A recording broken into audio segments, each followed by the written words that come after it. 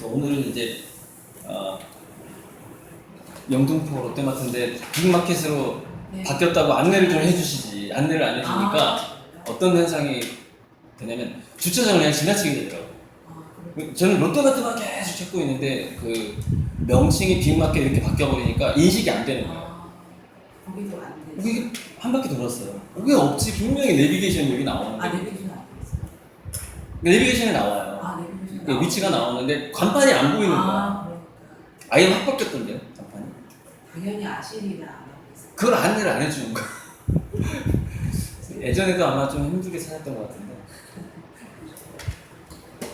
정말 힘들어. 롯데마트 정말 힘들어. 그래서 이제 이게 예전에 두뇌의 욕구와 사실 두뇌의 욕구와 교실의 현실을 비교한 도표란 말이에요. 이게 이제 제가 어떤 공부법 책에서 힌트를 얻어서 표를 만든 것 같아요. 그러니까 우리 두뇌는 항상 이걸 원한다는 거죠. 몸과 뇌가 결합되어 있는 상태를 원한다는 거예요. 그래서 우리가 이제 제스처를 하는 이유가 이런 어떤 메라비언의 그 비구두 언어 아시죠?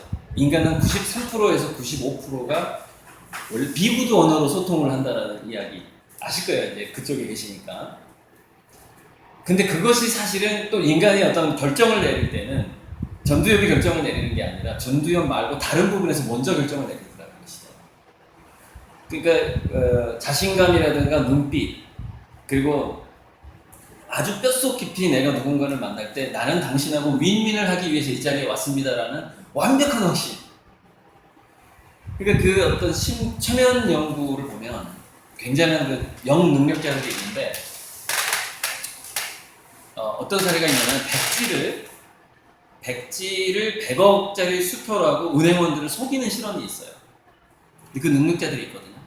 그 사람은 백지를 딱 가지고 은행에 가서 이거 내 계좌에 입금해 주세요라고 수표를 딱 주면은 그 은행원들이 그걸 10억, 100억짜리 수표를 인식을 하는 거예요.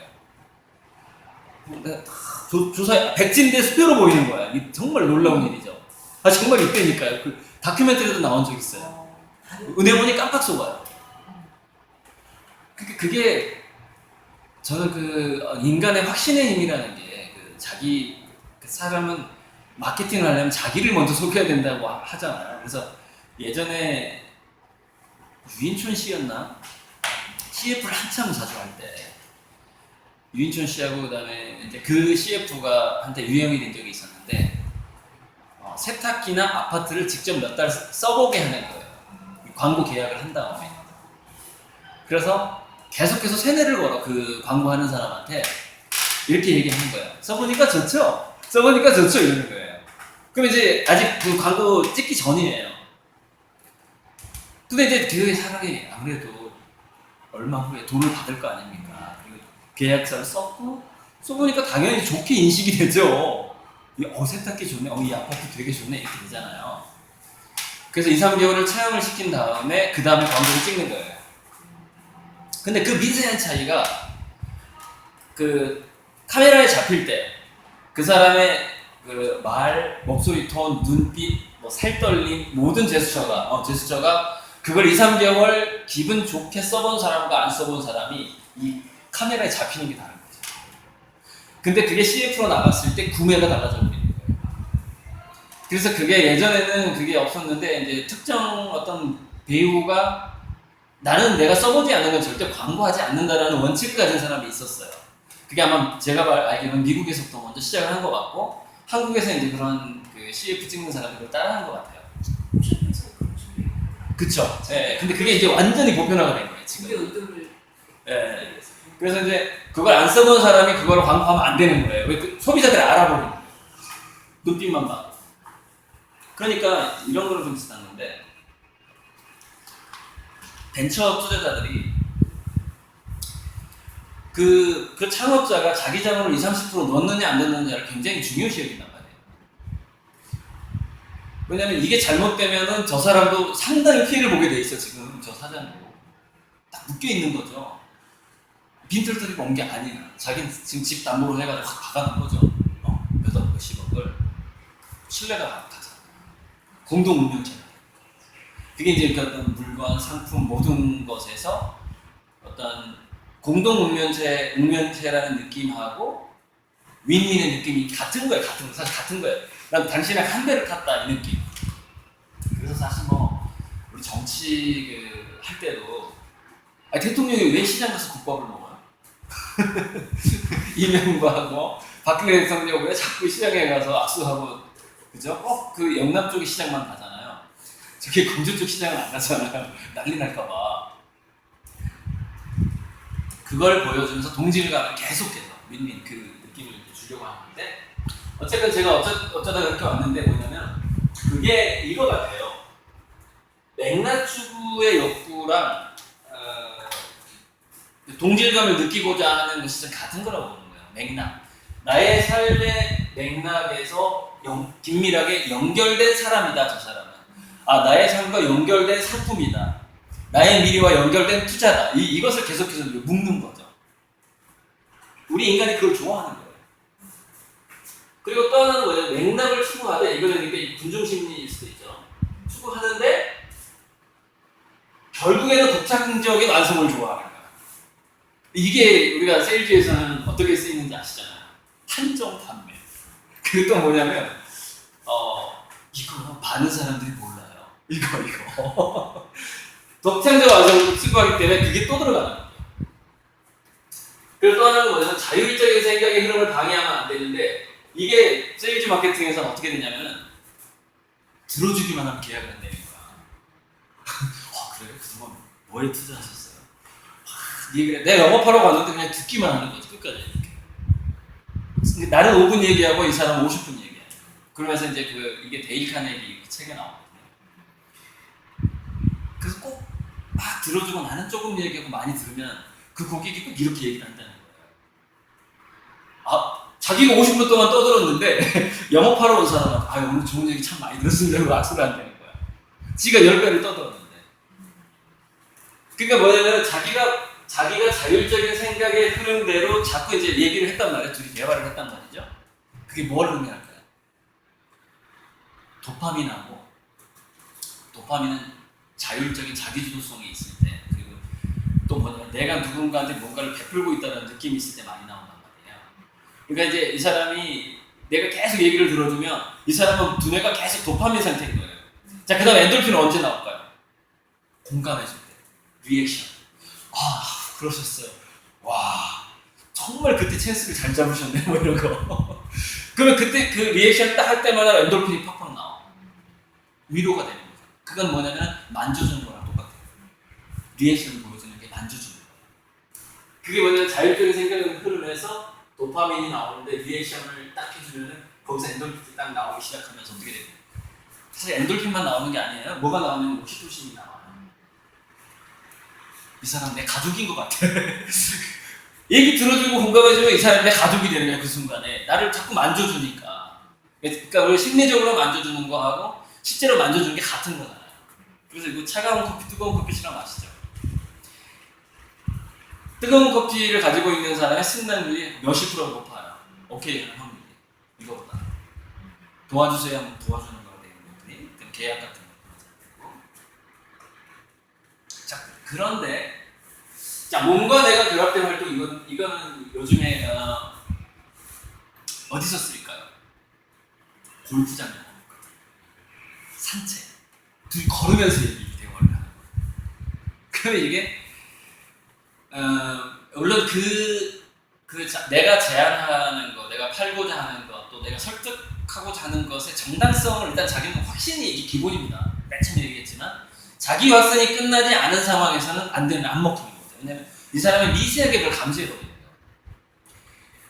이게 과연 로우 리스크 하이 리턴이냐, 거기에 대한 그 리스크와 리턴의 관계에 있어서 내가 지금 상당히 남들보다는 유리한 어떤 투자를 진행하고 있구나. 이 상품에 이 정도의 금액을 쓰는 것, 이 책을 사는 거에 있어서 상당히 내가 값어치를 얻게 되는구나. 미래 값어치가 좋구나. 이 어떤 그런 거에 대한 확실히 일단 내가 전달하는 사람이 엄청 강해야 되는 거죠. 그 작업인데 이거는 이제 어떤 산책이나 운동이나 이런 거 하는데 이게 술자리 마케팅이라는 게요. 술자리 그다음에 노래방 가고 이런 것들이 결국 우리 두뇌가 원하는 욕구들이 이런 것들이 거기 들어가 있다고 봐요. 그러니까 그게 우리가 그 사업을 하는 거나 공부를 하는 거나 똑같은 거죠. 근데 아이들도 두뇌가 이걸 좋아한다는 거죠. 그런데 도시의 현실은 의자 때문에 몸이 묶여 있는 거죠. 두뇌가 꺼져버리고. 그래서 자율적으로 생각을 두뇌는 좋아하는데, 그러니까 그게 이야기를 들어주는 게 최고의 경지란 말이죠. 그 상대방의 자율적인 생각이 그럼 끊지 않는 게. 그리고 애들이 그 좋아하는 활동을 오랫동안 하게끔 놔두는 거, 그런 건데 정해진 과목이 진도가 있는 데다가 시간이 정해져 있어. 시간이. 그러니까 애들이 뭐 몰입하다가 끝나버리는 계속 끝나는 상황이에요. 자, 그러니까 이거는 뭐냐면은 인간은 이게 이제 스토리냐 스펙이냐로도 할 수가 있는데, 스펙은 항상 비교를 하게 된다는 거예요. 스토리는 개성을 구별하게 되는 것이고, 그리고 유일성이 많고, 스펙은 최고를 추구하게 되고, 성적을 추구하게 되고, 점수. 그 다음에 스토리는 작품을 만드는데, 스펙은 상품을 만들려고 한다는 것이죠. 그래서 어찌 보면 제가 예전에 대학교 때 포스트 모던을 공부할 때 미래에는 모든 대중이 예술가가 된다라고 배웠는데, 들어오세요. 문이 잠겼나 본데? 좀 열어. 왜 이러지? 밀거나 당기거나. 계속 여기 고장난 게 많아가지고 에어컨도 고장났다고. 그래서 이 부분이요. 저는 최근에 예전에 무슨 뭐 예술 마케팅에 관련된 책도 봤고, 제가 어제 강남교보에 가서 샀던 책이 발칙한 예술가들이라는 책을 샀어요. 그 책의 주제가 뭐냐면은, 성공하고 싶다면 이 예술가들이 자기 예술 작품을 만들었을 때 마인드로 사업을 해야 하는 책이에요. 발칙한 예술가들. 좀 적어가지고 보시면 될 것 같고. 그게 무슨 얘기냐면 이런 겁니다. 성장 경제 시대에는, 지금 성장 경제가 축소 경제로 넘어갔잖아요. 저성장이라고 하지만 사실 저성장이 아니라 축소예요. 엄밀하게 따지자면 값어치가 계속 떨어지고 있기 때문에 축소 경제라고 봐야 돼요. 인구가 또 줄어들고 있고, 선진국은. 그래서 그게 어떤 상황이 오냐면은, 성장 경제에는 2, 3, 4등도 살아남는다고 하거든요. 왜 그러냐면은 공급이 딸리는 거예요. 공급이. 수요가 많은 거죠. 인구가 늘어가는 과정에서는. 그러면 공급이 딸리니까 2, 3, 4등이 왜 살아남느냐면은 더 싸게 팔면 살아남아요. 조금 안 좋지만 그냥 싸게 팔면 되는 거야. 그럼 그게 해결이 되는 거죠. 근데 축소 경제는 어떤 상황이냐면은 기존의 기업들은 생산 라인이 이미 다 갖춰져 있어요. 지금 상황이. 그래서 공장을 쉬게 하고 있는 중이잖아요, 지금. 그러니까 이 상황에서는 소비자들의 마인드가 확 바뀌는 거예요. 뭐냐면은 1등들이 가격을 내리기 시작하는 거예요. 1등들이. 그래서 지금 명품백들도 가격을 내리고 있어요. 패스트 패션도 마찬가지고. 좋은 건데 품질은 좋은데 가성비식으로 가는 거예요. 근데 명품들도 그렇게 하고 있는 거예요. 왜 그럴까요? 자기 회사를 유지하는 매출이 그만큼 나오지 않는 거예요. 고급 마케팅으로 안 나오는 상황인 거죠. 왜? 소비자 자체가 줄어들어 버렸기 때문에. 그러니까 2, 3등이 들어설 틈이 전혀 없는 거예요. 축소 경제는. 공급과 수요와 그러니까 우리가 미래를 예측하는 가장 확실한 방법은 인구라고 하더라고요. 인구. 20대가 몇 명이고 10대가 몇 명이고 이게 가장 확실하거든요. 그래서 최근에 제가 이제 정해진 미래라는 책을 샀어요. 정해진 미래. 우리나라 최고의 인구학자가 쓴 책이거든요. 그래서 이제 쭉 아파트 값은 어떻게 될 거고 쭉 이제 나온 책인데, 근데 거기 그 학자가 놓친 게 있더라고요. 그 책을 읽어보니까. 인공지능 로봇을 고친 거예요. 무슨 얘기냐면 그 학자는 인간들만 인구로 보고 있는 거예요, 지금 컨셉이. 근데 저는 그렇게 보지 않거든요. 인간들의 인구수에다가 인공지능 로봇을 인구로 집어넣어야 된다는 것이죠. 그래야 정확한 미래가 나온다는 거예요. 그래서 제가 그 책의 한계, 이 다음 제가 쓰는 책에다가 그 정해진 미래라는 책의 한계를 지적하면서 좀 인용을 하려고 해요. 이 다음 쓰는 책에다가. 인공지능 로봇을 인구수에 넣어야 된다는 거예요. 근데 굉장히 유능한 인구로 넣어야 된다는 것이죠. IQ 200이 아니라 IQ 한 2만 정도 해가지고. 인간을 거의 한 100배 정도 뛰어난 인구로 집어넣어야만이 그 다음 미래상이 정확하게 보이게 된다는 것이죠. 인구만 가지고 안 되는 상황이죠. 왜냐면 인격을 갖추고 있기 때문에 그래요. 인격. 근데 놀라운 인격이죠. 독재가 가능한 인격을 지금 가지고 있는 거죠. 근데 너무 유능하고. 그래서 축소경제의 핵심이 뭐냐면요. 상품 마인드로 가면 100배 한다는 거예요. 무조건 작품을 만들어야 됩니다. 작품을. 이 투자 상품이 작품의 예술의 수준인 거야. 그걸 영어로 소타라고 해요. 소타라는 회사가 있어요. State of the Art예요. State of the Art. 정말 얘기 많이 합니다. 예술의 경지를 끌어올려요. State of the Art. 소타. 그래서 소타가 이제 이걸 외우기 게 좋다라고 외우는데 소타가 좋다예요. 좋다가 소타예요. 예술의 경지만이 앞으로는 소비자의 시선을 끌 수가 있다. 그러니까 모든 소비, 모든 관계에서. 그 스토리가 이게 문학이잖아요, 문학. 이게 또 예술의 한 가지입니다. 대학 입시, 모든 마케팅에게 작품의 수준으로 나는 만들고 있는가를 매일매일 점검해야 돼. 그러니까 무슨 얘기냐면 사람들을 설득하는 그 말 자체가 지금 중국에서 마케팅을 제일 잘하는 사람은 누군지 아세요? 고사성어 많이 하는 사람. 고사성어. 중국 사람들이 아직 좀 약간 촌스러워요. 그게 무슨 얘기냐면 좀 예전에 우리 뭐 조선시대의 마인드도 있고요. 좀 복잡해. 그러니까 공산주의, 막 단체, 으쌰으쌰. 우리가 남이가 뭐 이런 것도 있고 그래요. 근데 이게 실제 사례인데 중국에 대해서 많이 아는데 보통 사람들은 사업적으로 많이 알고 그래요. 그런데 별로 차별이 안 되잖아요. 무슨 얘기냐면 인간이 가장 상대방에게 확 넘어가는 게 뭐냐면요. 술 한 잔 들어갔는데 공감되는 얘기 확 넘어가요. 왜냐면 술을 마시면 어떻게 되냐면 의식하고 무의식이 섞여버려요. 그게 이제 무장해제가 된다고 하는 거예요. 그래서 무장해제가 된 상태에서 공감적인 발언이 딱 들어가면요. 그게 심장으로 바로 꽂혀버려요. 그러니까 술자리에서 사업이 성취되는 거예요. 이 사람을 무의식 상태로 무장해제를 시켜버리거든요. 알코올이 들어가거든요. 그래서 별로 공감이 안 되는 것 같은 거 얘기해도 이상하게 공감이 되는 상황이 되는 거고 그게 꽂혀버리는 거죠. 그러니까 저는 그게 사실은 중뇌 쪽에서 꽂히는 건데 저는 그걸 심장에 꽂힌다라고 봐요. 왜냐면 이제 심장에도 그 두뇌가 있다라는 가설이 많단 말이에요. 심장의 신경들이 최근에는 장에도 두뇌가 있다는 얘기가 많아요. 장. 그것은 겉이라고요. 겉을 사업계에서 사장들이. 어쨌건 그렇게 공감되는 얘기를 하는데 중국인들이 확 거기서 맛이 가는 게 수어지, 초한지, 삼국지에서 나오는 사자성어를 한마디를 딱 하면서 그 상황에 딱 하면 확 넘어간다는 거예요. 무슨 얘기냐? 중국 사람보다 더 중국 사람 같아요. 이 한국인이. 그럼 어떻게 될까요? 얘는 그 순간 우리 민족이고 우리 그 친척인 거야. 우리 동네 사람이야.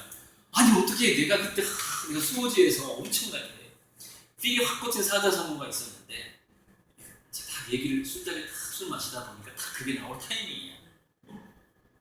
고사성을 한 200개는 알고 있어요.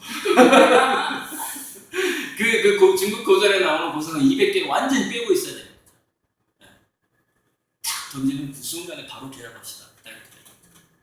왜냐면 이게 뭐냐면 왜 스펙에서 스토리로 넘어가냐면 스펙이 차이가 안 나기 때문이에요. 중국의 샤오미 폰하고 또 우리 스마트폰 이거 있잖아요. 물론 사양은 차이가 있죠. 근데 왜 사람들은 차이를 못 느낄까요? 활용도가 1%밖에 안 된다. 근데 지금 현재 그 LG폰, 삼성폰이요. 1969년에 미국에서 인공 그 위성이 아니라 그 달 아폴로를 쏘아 보낼 때 거기 슈퍼컴퓨터 돌린 것과 성능이 몇 배가 좋다니까. 지금 우리 휴대폰 한 대가. 그때 전체 미국의 모든 컴퓨터 능력보다 지금 우리가 가지고 다니는 휴대폰 하나가 훨씬 성능이 좋은 거예요. 무슨 얘기냐면 우리가 휴대폰의 이 계산 능력만으로 우리가 달나라에 보낼 수가 있는 거예요, 사람. 근데 우리는 그렇게까지 쓰진 않죠. 그래서 스펙이 차이가 없는 거예요. 무슨 얘기냐? 전부 인플레이션이야. 학력도 인플레이션, 뭐 이게 스펙이 전부 인플레이션인 거죠. 인공지능도 인플레이션의 하나예요. 그렇게 지능이 높을 이유가 없거든요, 우리 인간들한테. 근데 엄청나게 강력한 지능이 와버린 거죠. 그리고 곧 인공지능 로봇은 보편화가 될 거예요. 누구나 값싸게 쓸 수 있을 거예요, 우리 휴대폰 쓰는 거죠. 그러니까 이런 상황에서는 왜 콘텐츠와 스토리로 갈 수밖에 없느냐 하는 것이죠. 스펙이 차별이 안 되기 때문에 스토리에서 차별을 줄 수밖에 없는 상황입니다. 그래서 다니엘 핑크가 스토리, 조화, 공감, 디자인, 놀이, 의미 이 6가지를 얘기해요. 미래. 의미, 스토리, 조화, 공감, 디자인, 놀이. 이게 없으면 미래 이제 꽝이다. 꽝. 이거 6가지라고 얘기한 거죠. 대단한 미래학자가 한 얘기예요. 그 중에서 여기서 나오는 스토리와 관련된 것들이 의미, 스토리, 공감 이런 거죠. 물론 조화, 디자인, 우리가 어느 정도 이제 스토리와 관계가 되지만 여기서 뭐냐면 결국 작품을 완성하는 것은 2가지죠. 스토리와 디자인의 결합이에요.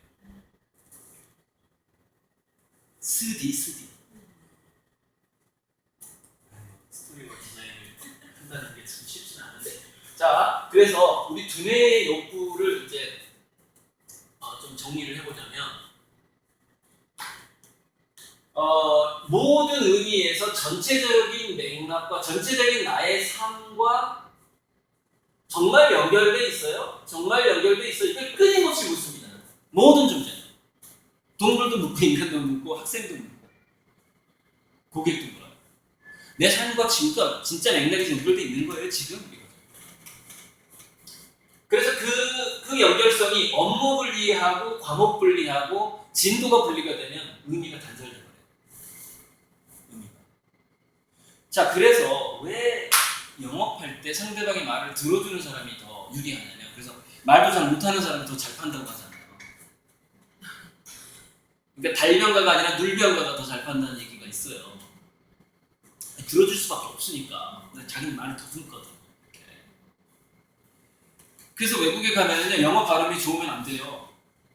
중국어 발음도 너무 좋으면 안 되는 게 아니라 사기꾼으로 볼 때는 이건 국적이 한국인데 어떻게 발음이 좋지 이런 데가 있는 거예요. 반기문처럼 해야 되는 거예요.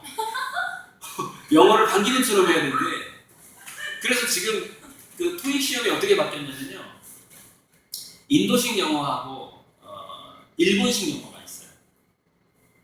그래서 듣기 평가를 할 때 실제로 그 인도인하고, 그러니까 인도에서 영어를 쓰는 사람하고 그 일본에서 영어를 쓰는 사람 그 성우들을 실제로 데려와서 그걸 녹음시켜서 시험을 봐요. 왜 그러냐? 왜 토익이 그렇게 바뀌었느냐? 영국하고 미국에서만 교육받은 사람들은 인도식 영어를 못 알아듣는 거야. 근데 영업은 어디서 해야 돼요? 아시아에서 해야 되잖아요. 인도에서 해야 되고 중국에서, 일본에서 영업을 해야 되잖아요, 지금. 인도네시아, 러시아. 그래서 그걸 뭐라고 하더라? 그거 잉글리시를 일컫는 그 말이 있어요. 네?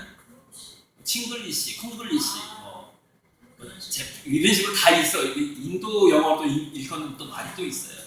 그래서 이게 영어를 보통 한 5가지 정도의 그 영어 방언이 이제 세계에 존재하는데, 지금은 미국식 영어를 잘하는 사람이 유리한 게 아니라 인도 영어를 굉장히 잘 알아듣는 사람, 이 사람들이 유리한 것이죠. 그래서 그게 토익 시험에 들어가게 돼요. 지금 그런 상황인데, 이 얘기가 어디서 나왔는지 모르겠는데, 그게 뭐냐면은 이거죠. 자기 삶과 연결돼 있느냐 이거예요. 이 사람이 쓰는 영어가 약간 인도식으로 써. 그 문법도 좀 다를 수 있거든요. 그러면은 이 사람이 뭔가 팔려고 한다거나 사업을 하려고 하는 것 자체가 너무나 영국식 발음을 너무 이렇게 잘하면은 뭐라고 해야 할까? 이렇게 느끼는 거죠. 내가 인도인하고 지금 계약을 한다는 얘기는 뭐냐면 인도의 문화와 인도의 장점을 나랑 장착시키는 과정이거든요. 근데 영어를 너무 잘해. 그럼 어떤 걱정이 들까요? 이 사람 인도 잘 모를 거야. 말을 너무 잘해. 말을 너무 잘하면 영어 교육만 받았나. 상품의 진실성이 반대. 진실성이 약해지는 거예요. 그다음에 인도 발음이 좋으면 인도성, 그 지방 특색 자체가 약하다는 그 반대적인 심리가 확 살아나버려요. 맥락, 이 연결성이 약하다고 봅니다. 나와의 내가 정말 원하는 그 연결성. 그런 부분들이. 그래서 이제 그 순간순간에 적응력이라든가 임기응변이라든가 이거 세 가지가 굉장히 중요해요. 이거는 역지사지로 알려져 있는 거예요. 역할을 계속해서 바꿔서 생각해보는 능력. 이게 이제 뭐냐면 창의성이기도 하고 융통성이기도 하고 이제 이게 사회성이에요. 사실은 우리가 사회성 교육을 아까 이제 여기 구로에서 이 두 분이 강의를 듣고 오신 분이 제가 책 선물해야 되는데 책 선물 약속을 했으니까 책 선물해야 되는데 사회성 교육이라는 것은 제가 구로에서 이런 얘기를 했어요. 사회성 교육은 사실 13살 넘어서 시작해야 돼요. 중학교 때. 그때는 안 돼요. 초등학교 때까지는 사회성 교육이 아니라 창의성 교육에 몰입을 해야 돼요. 왜냐면 그게 의미가 이 전두엽이 충분히 발달하기 전에는 사회성 교육이 들어가게 되면은 사회성과 창의성이 분리가 되지 않고 있어요. 애들이 겹쳐 있는 거죠.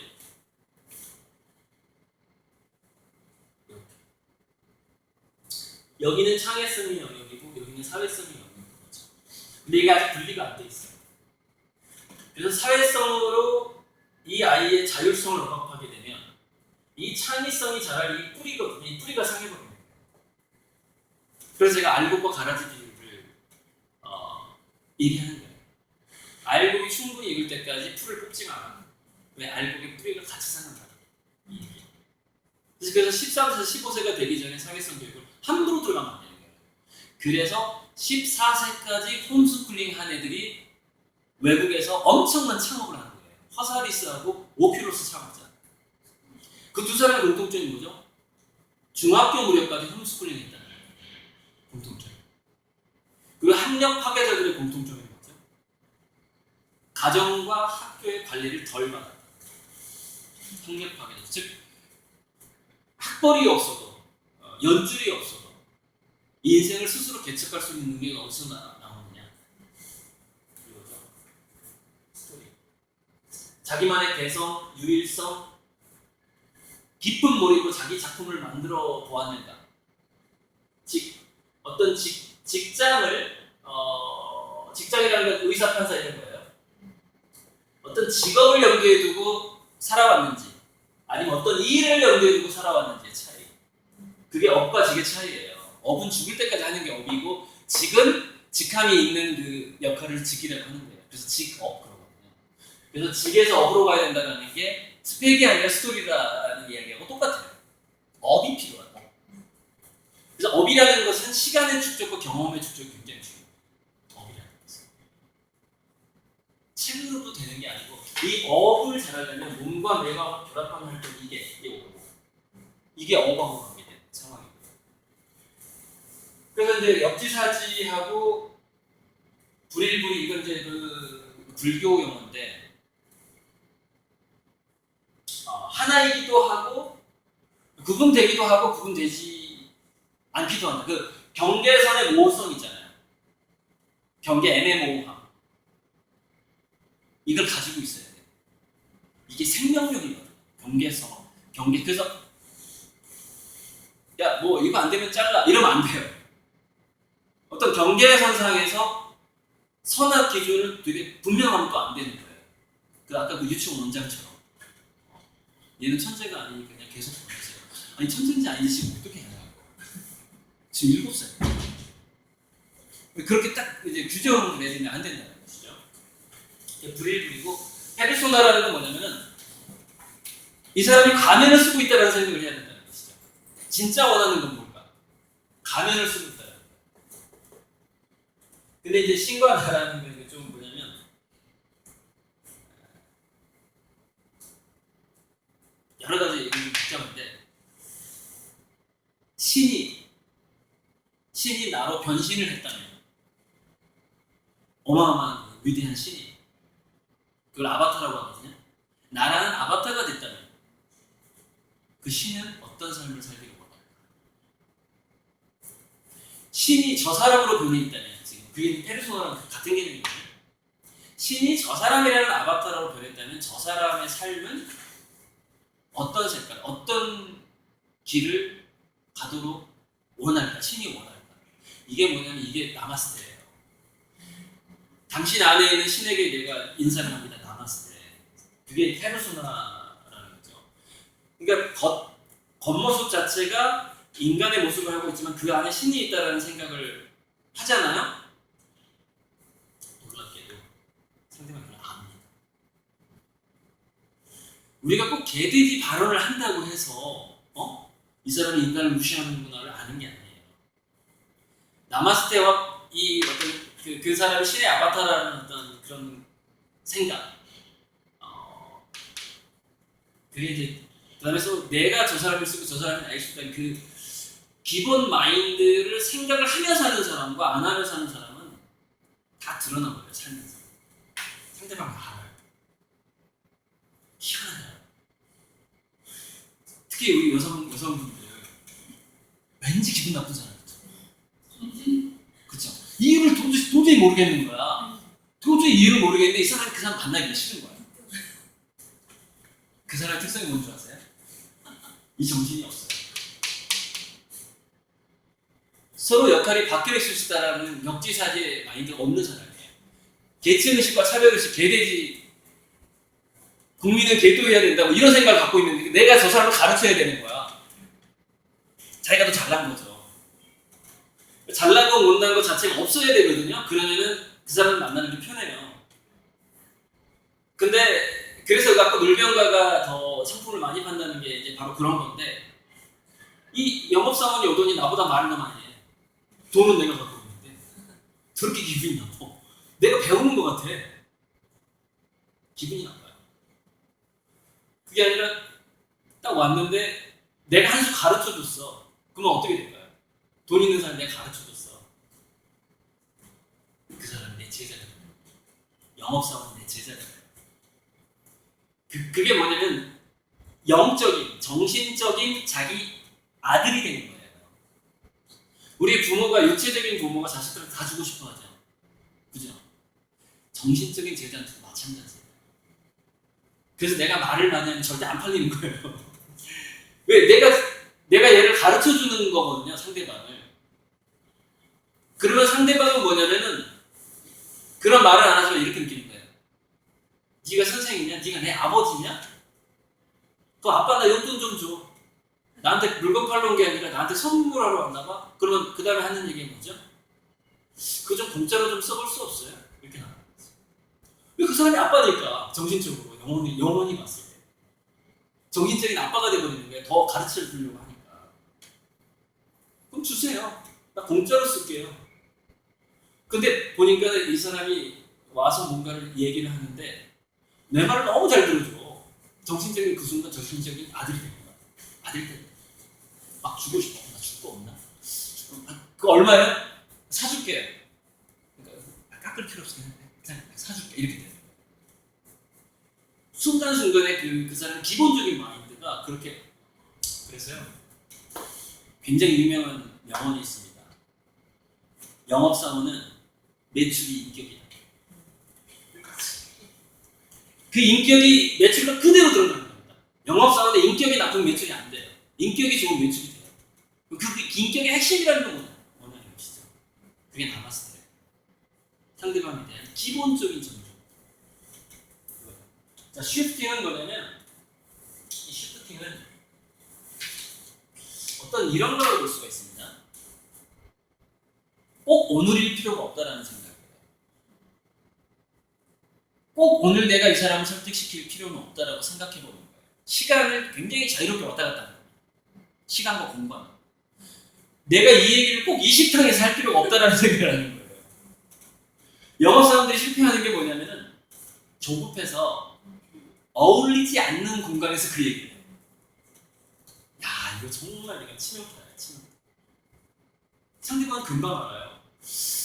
이 얘기가 나올 타이밍이 아닌데. 돈 있는 사람은 금방 알아요, 이거를. 고수들은. 그럼 그걸 어떻게 느낄까요? 이렇게 느낍니다. 뭔가 부족한 상품을 나한테 팔려고 하는구나. 마음속에서 그렇게 느껴요. 굉장히 적절한 타이밍이면 그 말이 나와요. 그게 쉬프팅이에요, 쉬프팅. 타임 쉬프팅. 그럼 그게 타임 쉬프팅 제가 쉽게 얘기하는 거예요. 그래서 언젠가 미래에 내가 그 말을 정확하게 할 순간은 다양하게 또 있을 수도 있다는 생각을 늘 갖고 있는 거죠. 그렇게 해야만 어떻게 되죠? 내가 지금 이 말을 해야 될 타이밍인지 안 해야 될 타이밍인지 구분이 되기 시작해요. 근데 타임 시프팅이 안 되면 어떻게 되냐? 오늘 꼭 그 말을 해야 돼, 내가. 그럼 상대방은 어떻게 느끼느냐? 불량품만 팔려고 이 자식은. 이렇게 느껴요. 절대 안 사. 거래가 되지 않습니다. 1번 주민. 자, 감정과 생각을 바꾸는 세 가지 스위치예요. 자기의 감정일 수도 있고 상대방의 감정일 수도 있어요. 이게 NLP에서 나오는 건데 굉장히 오랫동안 연구된 겁니다. 한 40년에서 50년 정도 연구된 거예요. 인간의 심리와 언어의 관계, 말하는 것과 심리가 변하는 관계에 대해서. 주민 스위치인데 뭐냐면 이거는 꼭 이 시간이어야 되냐는 거고, 주민은 뭐냐면 좁게 봤다가 넓게 봤다가를 그 폭을 마음껏 상상할 수 있는 능력이에요. 폭을. 그러니까 이거는 뭐냐면은 이런 거죠. 시장이 꼭 여기에만 있다라는 생각을 벗어나는 게 주민 스위치라고 보시면 돼요. 그러니까 사람들의 착각이 그 예전에 누구죠? 스탠퍼드 대학 설립자 스토리가 진짜나 가짜나 많이 나는데, 하버드 대학에다가 거액을 기부하려고 노 부부가 갔는데 하버드 대 경비가 못 들어오겠다는 거 아니에요. 옷이 허름해가지고 당신이 왜 총장을 만나야 되냐. 근데 이게 이제 꾸며낸 얘기는 썰도 있어요. 재밌는 거. 스탠퍼드 스토리. 어쨌건 뭐 진위와 상관없이 그런 일들이 비일비재하지 않을까. 무슨 얘기냐면은, 그러니까 그런 얘기 있잖아요. 제가 예전에 지그지그로 정상에서 만납시다 언제 읽은 줄 알아요? 중학교 때 읽었어요.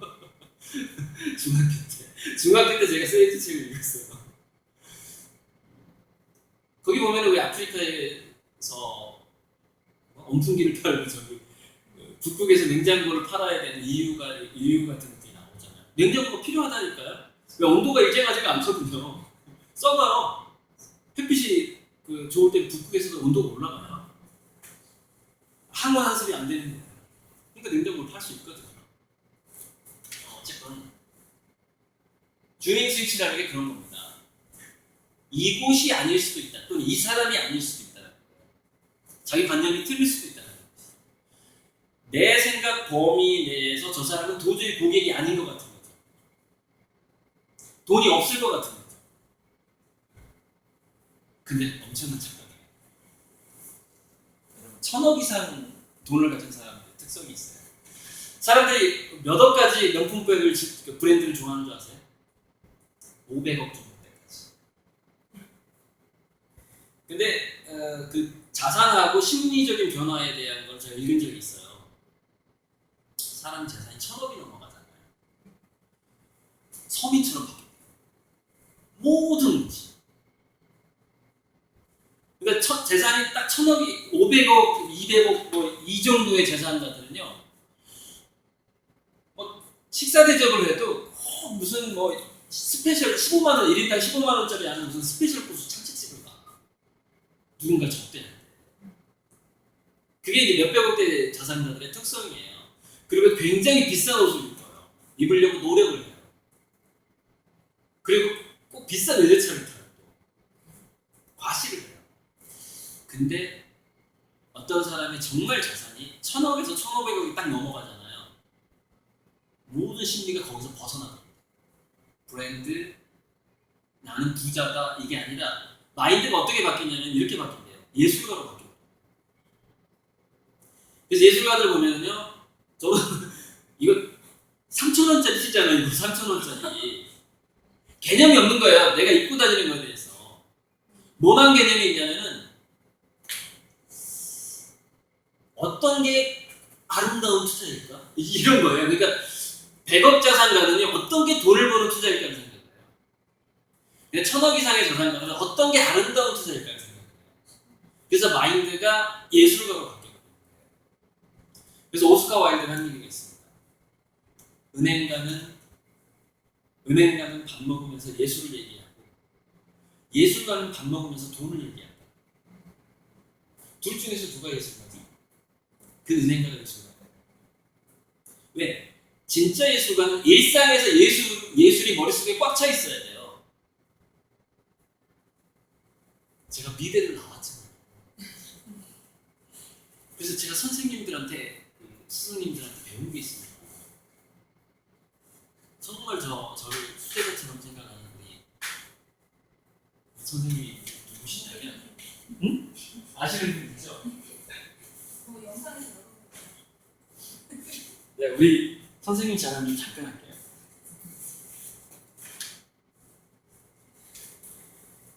신사임당과 율곡이 초상을 그리신 분이 제 스승이에요. 제가 이분의 구국제자입니다. 인랑유준상 선생님. 지가 꼭 가지고 다녀요. 우리 선생님이 그린 거니까. 이 선생님이 저한테 제가 20대 때 뭐라고 했는 줄 알아요? 50살 될 때까지 돈 벌 생각을 하지 마라. 돈 벌 생각을 하지 않아야만이 예술가가 유지가 돼요. 그런데 그렇게 거지로 산 거죠, 지금까지. 완전 막 빚만 있는 산. 지금도 아마 제가 자산보다 빚이 더 많을 거예요. 이제 막 날린 게 너무 많아가지고. 돈만 생기면 막 재료 사고 이러니까. 최근에도 돈만 생기면 막 책 사고, 캔버스 사고, 재료 사고. 그게 막 몇백만 원씩 깨지고. 그 상태가 바로 1,000억이 넘어가는 그 상태예요. 그게 무슨 얘기냐? 왜 영업사원들이 이 작품을 생각하고 소프타의 경지로 가야 되느냐, 스테이트 오브 아트의 경지로 가야 되느냐, 소프타. 그래야만이 1,000억 이상의 자산가의 돈을 끌어올 수가 있습니다. 돈 많은 사람들은 예술가한테만 투자해요. 그 경지인가 아닌가만 봐요. 왜 그 사람은 투자가 아니에요. 투자가 아니라 그 투자가 이미 예술의 경지에 가 있기 때문에 그것 자체가 화가가 붓질을 하는 거하고 이 사람이 100억 투자하는 거하고 똑같아요. 그게 작품이에요. 그 사람의 돈 자체가 그 삶을 살아가는 작품이 되는 상태입니다. 근데 그게 1,000억이 넘어요. 영업사원들의 마인드는 어디에 꽂혀 있는 줄 알아요? 10억에서 100억 자산가 사이에 꽂혀 있어요. 다 망합니다. 왜? 지금은 자본이 부익부 빈익빈화되고 돈이 많은 사람이 더 돈을 긁어모으게 되어 있는 상태예요. 그래서 10억에서 100억을 가진 사람들한테 초점이 맞춘 사람들은 왜 망하느냐? 자기 고객이 지속적으로 줄어들기 때문에 완벽하게 레드오션이 되는 거예요. 진짜 투자, 진짜 벤처 투자자, 그 다음에 금융권에 있는 사람들은 자기부터 예술가. 그럼 1,000억 이상의 투자자를만 상대하게 됩니다.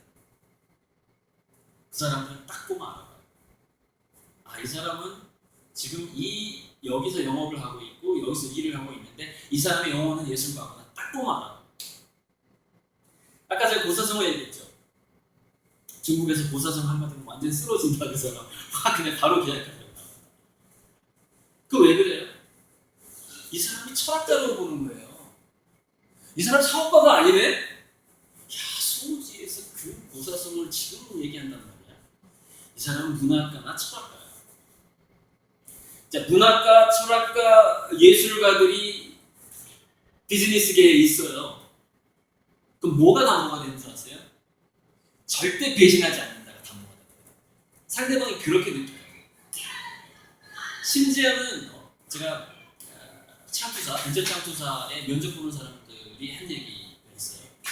투자할 때 뭘 가장 많이 보십니까? 넘버 원은 변함없이 예전부터 지금까지 뭔지 아세요? 그 사장의 창의성과 인격을 봅니다. 다른 건 안 봅니다. 근데 이게 실리콘밸리 가면 더 심합니다. 투자자들께 얘기를 해요. 아니, 그 왜 투자했어? 보니까 사업 아이템 망할 것 같은데. 하수 투자자들이 그런 얘기예요. 근데 이제 선배들이 많아, 투자자들 중에서 고수. 이 사람은 자산이 한 10조 정도 되는 사람. 하수는 이제 1조, 자산 1조밖에 없어. 10조 정도 되는 사람들이 이제 고수들이에요. 이상하게 자산이 많은 사람들은 실패할 사업에 투자를 하게 되는 거예요. 그래서 물어보는 거야, 그 선배한테. 아니, 왜 투자했어요? 사장이 괜찮잖아. 제가 2번 망해야 돼. 내 돈 한 200억 날릴 거야.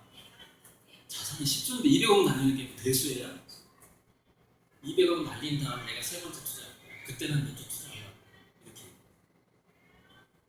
사장이 괜찮잖아. 제 돈 좀 날려봐야 돼. 무슨 얘기예요? 막대한 부를 가진 사람은 한 200억 날릴 각오를 하고 그 사장을 키워버려요. 그래서 그 사장이 테슬라 사장이 되고 마크 주커버그가 되고 아마존의 제프 베조스가 되도록 만들어버려요. 누가? 엄청난